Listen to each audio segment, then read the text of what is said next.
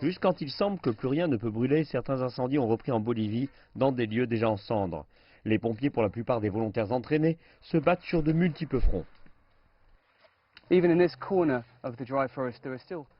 Dans ce coin de forêt asséché, il y a encore des centaines de feux. Certains feux ont été réactivés.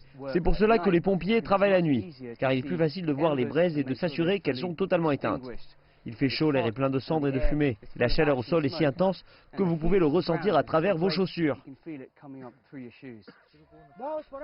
Équipés de machettes, de pelles et d'eau en spray, ils arrosent les restes fumants.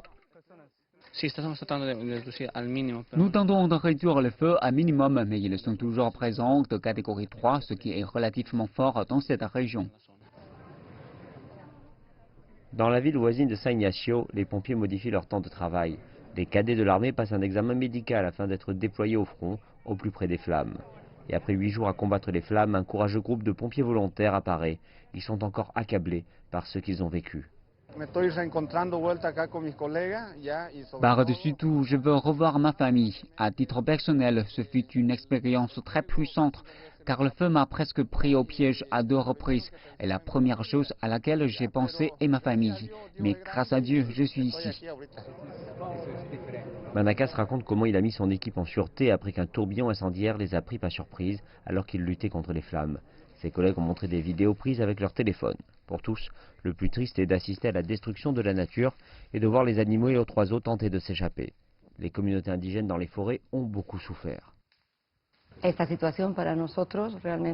situation est très triste car nous avons travaillé durant longtemps avec les communautés concernant la gestion durable de la forêt, qui est pour eux une importante source de leurs revenus. Actuellement, certaines communautés ont perdu jusqu'à près de 98% de leur forêt. Au cours du dernier mois, le nombre d'incendies a baissé de près des 2/3 ayant atteint un record de plus de 10 000, mais les dégâts ont largement été faits. Avec une estimation modeste, au moins 1 million d'hectares ont brûlé et les groupes environnementaux déclarent que l'on se rapproche probablement des 2 millions.